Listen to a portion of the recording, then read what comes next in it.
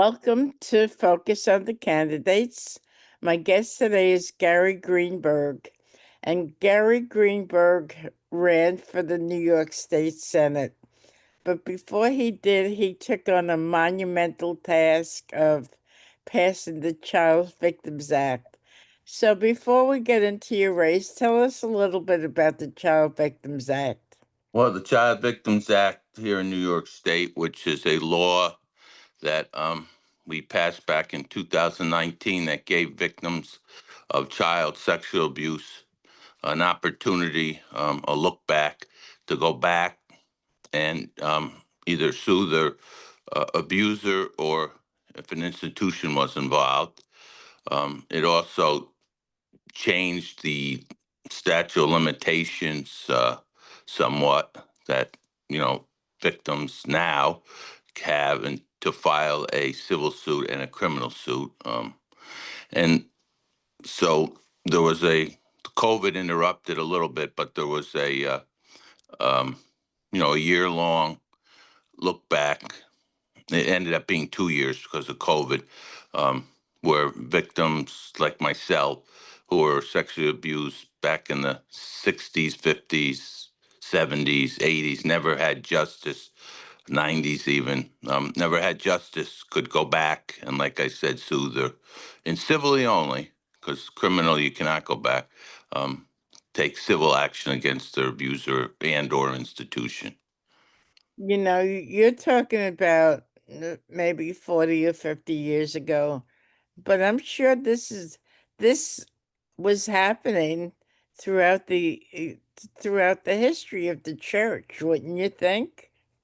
Yes, a lot of the cases were involved the church and going back decades. So certainly, um, church was one of the main institutions, and others also.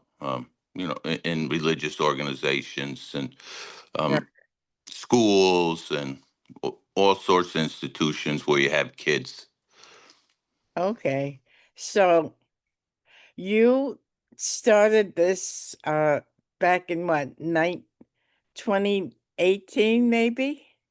Yes, actually 2016, since I started my Fighting for Children PAC, Okay. um, because I was fed up with this New York State legislature not passed, mainly the state Senate, which was controlled by the Republicans at the time, Mhm.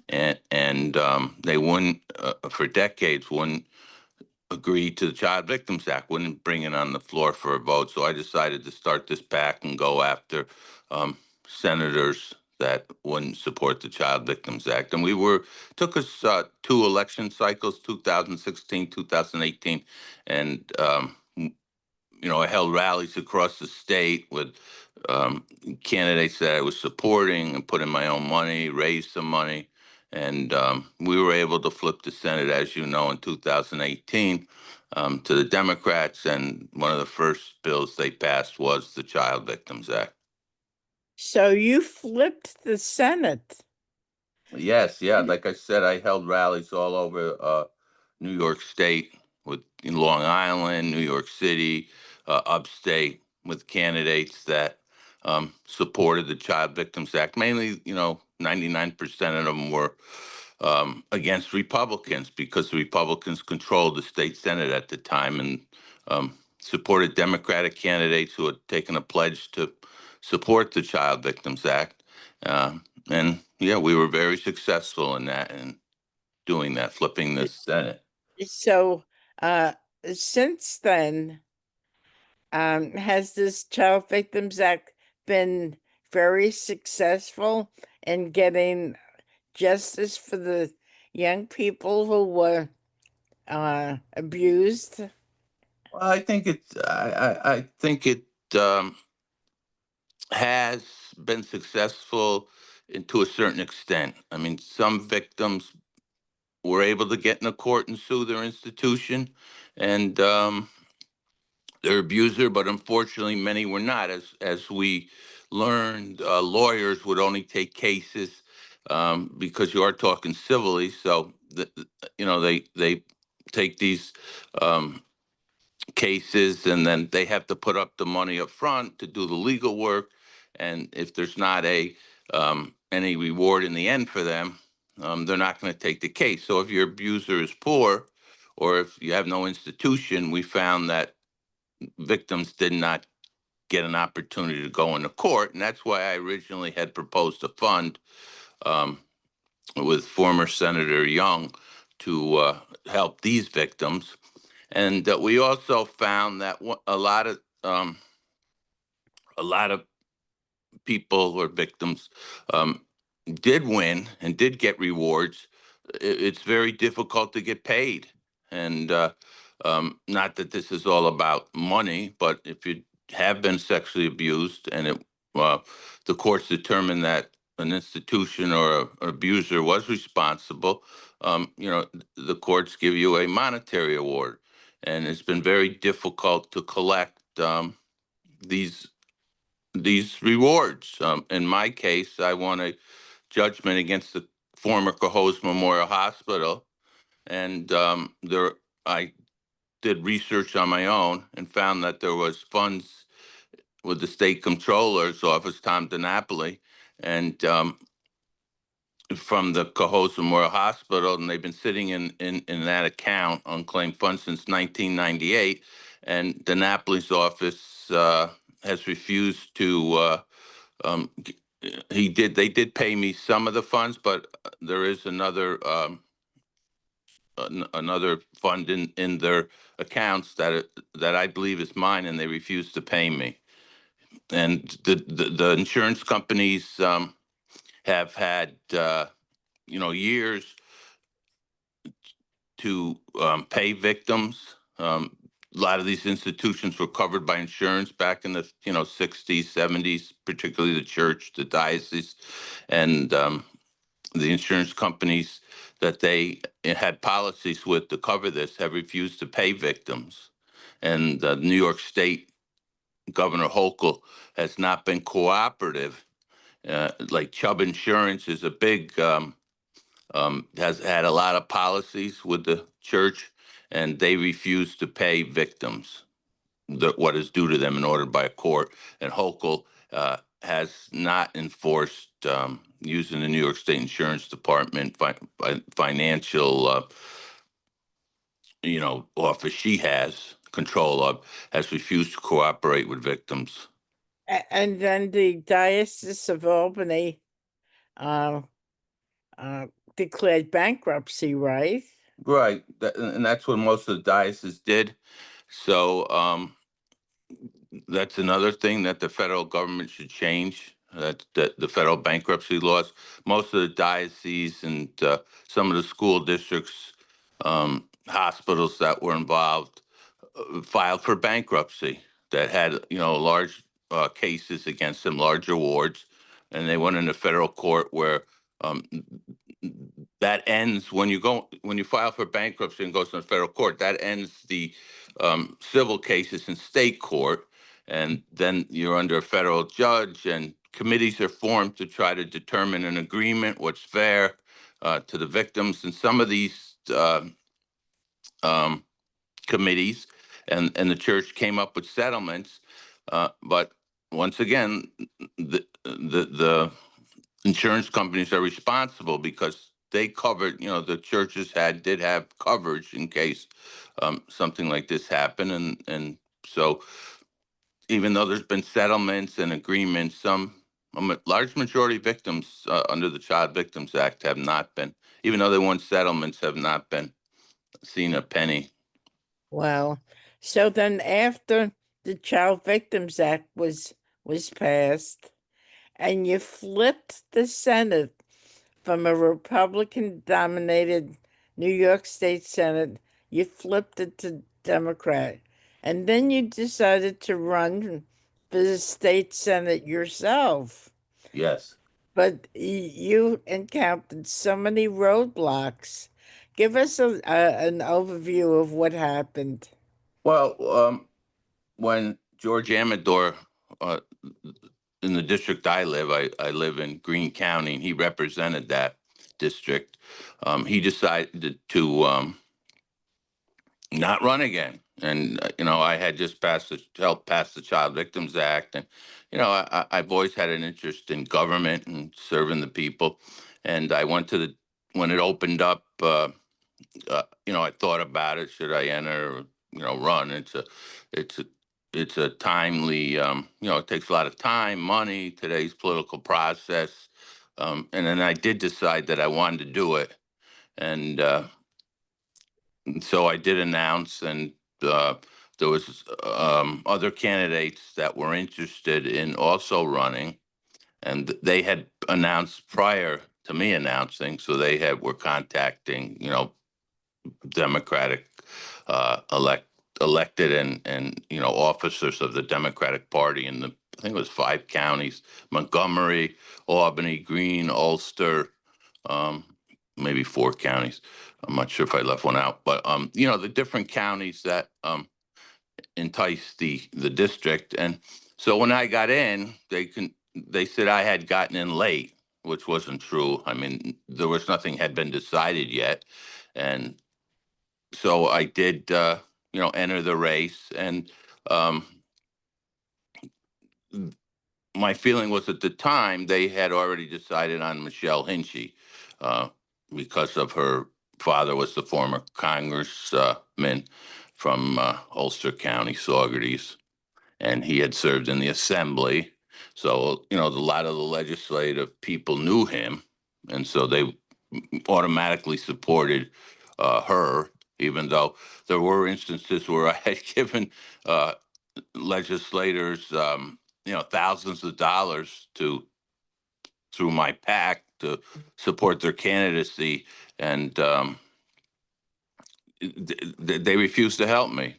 Some of them didn't even respond when I contacted them that I wanted to, seek the nomination, be a state senator, and in the end, they, which I had anticipated um, from my years of experience in politics, that um, they picked Tinchy to run for the seat, and I ran a Republican ran, and I ran a write-in candidacy because I that's how bad I felt that I was the best candidate. I could help the district and continue my efforts to help victims of child sexual abuse, sexual assault, and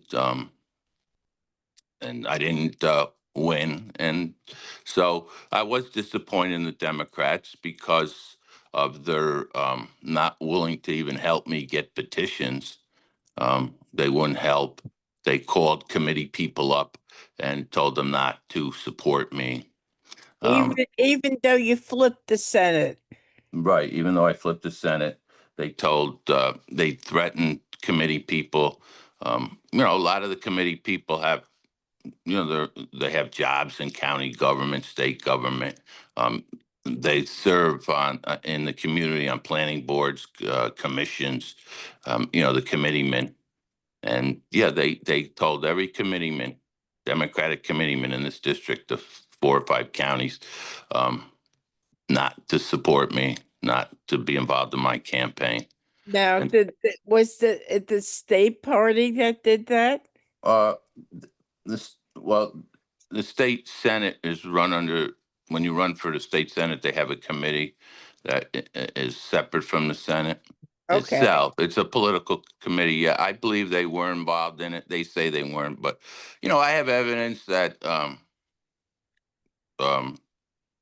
you know people that work for Andrea Stewart Cousins' office helped Hinchy. I did have enough signatures because of COVID. It was very difficult. That this was to get on as a Democrat. It was very difficult. If you remember, people wouldn't answer their door. So, and to go to somebody's house, go up to their door, and a lot of people wouldn't even answer. They were scared, and rightfully so. Um, and I think you had to get 300 signatures, and we got like 359. But Michelle Hinchy um, protested, went to court and said my signatures were invalid. I think a few of them had the wrong date. Um, the wrong street. And New York is very archaic. If you have the wrong town, if you live in um, the town of Bethlehem, but you actually live in uh, uh, Glenmont. You might put Glenmont, but you have to put Bethlehem down. So it's very minor errors, but I was like 8 short, I believe, and so I wasn't able to run. And they spent a lot of money against me, and that's to this day bothers me to keep me off the ballot. Hired top lawyers and um, spent a lot of money and an effort to keep me off the ballot. Even though the Democrats are still in the majority today. Right, they're still in the majority. Well, I'm very vocal, Cynthia, as you know, and I'm independent, and I'll stand up for people where I feel that they need to be stood up for, and that isn't what the political parties, the committees, your Albany County Democratic Committee, your Greene County Democratic Committee, your Ulster County, and so through the committee system and right up into the state Senate. I'm still vocal. This one of the things I want to mention in the Child Victims Act is um, the courts, highest court in New York State ruled that um, there's Attorney General James has been getting suits against the state thrown out. That were victims and a lot of it's foster care and these type cases because people can't remember the exact date they were abused or the exact time, and the courts ruled that the legislature erred in writing the law, and that the problem had to be fixed by the legislature. So this was the court decided back in March of 2024.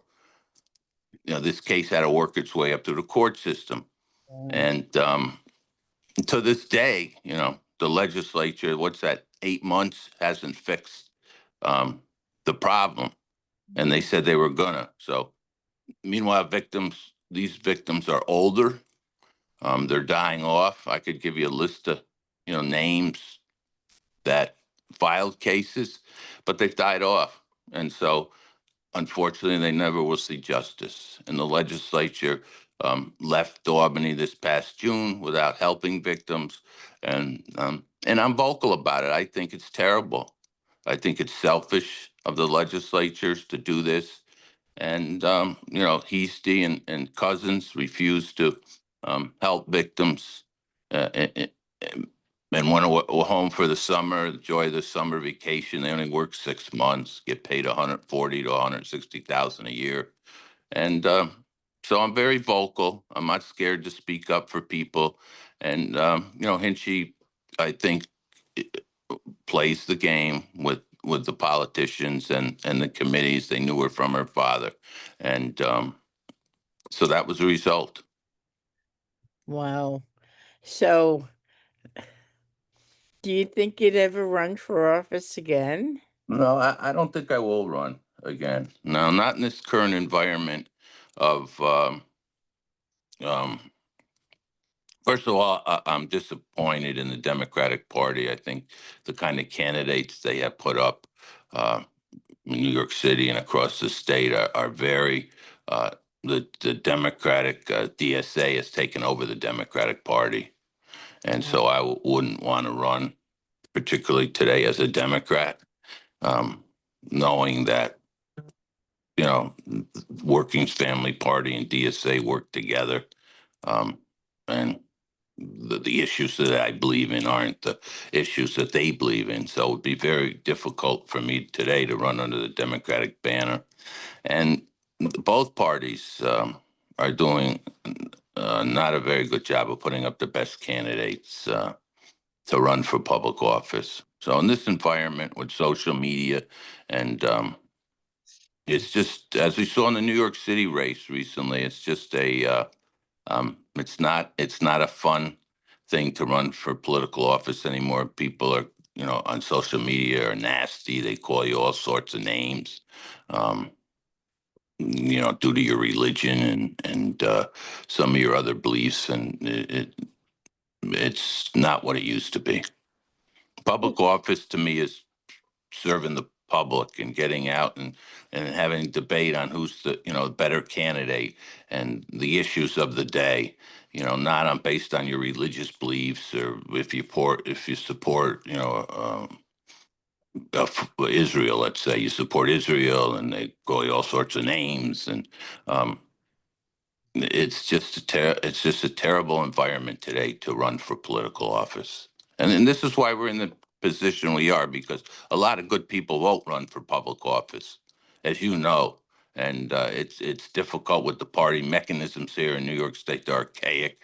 The committees pick the candidates, and you have to go out and get signatures door to door. A lot of states have gone electronic, where you can support. You can go on a computer and sign a petition for a candidate. Here in New York State, they don't allow that. You still have to go the old way, and that's because they want to control the committee systems. Now, who picks the candidates, and it's very difficult to run to be an independent and run against the party. And And either at, and that's at either party. and at one time you were on the committee, the Democratic committee. Yeah, I'm a lifelong Democrat. I served the Albany County you know, Democratic Committee for 25 years and up in Colony. And, I spent a lot of my time, my effort out in business in the city of Albany Arthurs. I supported candidates, always supported Democratic candidates, campaigned with them. Um, and I love the Democratic Party, but that party is not the party that I see today. Um, and so that's the way it is. I mean, it's the reality of the situation. And the Republican Party used to be more moderate. Up in Colony, they at one time um, Republicans ran Jacob Javits. He was a moderate liberal, moderate for senator here in New York, and he was more moderate Republicans. I think Republicans were more moderate, but now they've been taken over by the extremists, and both sides. The extremists are running the parties in a lot of areas, and that's leaves. I consider myself conservative on business issues and social issues. I'm moderate, and there's really no room in either party for someone like that. So, final thoughts, Gary. Just on the Child Victims Act, the legislature has to come back to Albany and change the way they wrote the law, um, where you would have to know. It's ridiculous to think that a victim of child sexual abuse, myself, I won my case. I know who abused me, Lewis family. I was able to get him in jail, and with other, another victim, Kaylee Whitman. We were able to keep him in jail for 30 years, where he died last January. But I couldn't tell you the exact date. I know what year it was in the spring, but I couldn't tell you it was March 2nd or May 1st. I mean, that's insanity to expect a child to remember what day, and they're throwing cases out based because the legislature didn't write the law properly, and now they won't come back to Albany or have any interest in changing the law. And why would I want to run for office? I mean, I gave my life to the Democratic Party for 25 years, and then I helped them flip the New York State Senate. Uh, a monumental task, moving mountains, putting my own health at risk, and basically they crapped on me. So Wow. why would anybody want to? Why would anybody with a reasonable? It's sad. I mean, I've always encouraged people to get involved, but in this environment, it's very hard to tell people, to get involved and run for political office when people are going to go on your on your X site and call you a dirty Jew, or or other names that other people have told me of their religions or their beliefs. You're a baby killer because you might believe in abortion. And it's just it's sad. It's a sad time for our country, and you can see the result of the politicians we have in office today. So will you still be fighting to get justice for the people that were Yes, yeah, I'm fighting with different organizations. Dave Cafalamo is the head of an organization, and he lives up in Saratoga, and it's a coalition of lawyers and victims, and we're fighting for better laws. We're fighting to get the insurance companies like Chubb to pay the victims. The Child Victims Act. The problem is that the insurance companies and the churches, and they're not the only ones. The Jewish groups, Orthodox Jews, had a problem, and Jehovah's Witnesses, and Scientology, and cults, and hospitals and schools. We're trying to get the insurance companies, Hochul, to force these companies to come up with the money to pay the victims, rightfully so, and for their pain and suffering over the years. So that's what I'm going to continue to do, and fight for victims. I've always done that my whole life, and fight for victims of child sexual abuse, child sexual assault, and that's what I want to do. Continue to do on that level. so Gary, as you um work on this, if you have would you come back on Focus on the Candidates to tell everybody exactly how you're doing it and if there will be justice for the victims? Yes, I will. I'll fight for, when we pass the Child Victims Act, um, we, specifically the law is to get every victim in this state that was abused and that wants justice and deserves justice, justice. That part has not happened. Obviously, that's why I still would love to see a fund um, to help victims who never will be able to go to court, because, and that's a lot of inner city cases.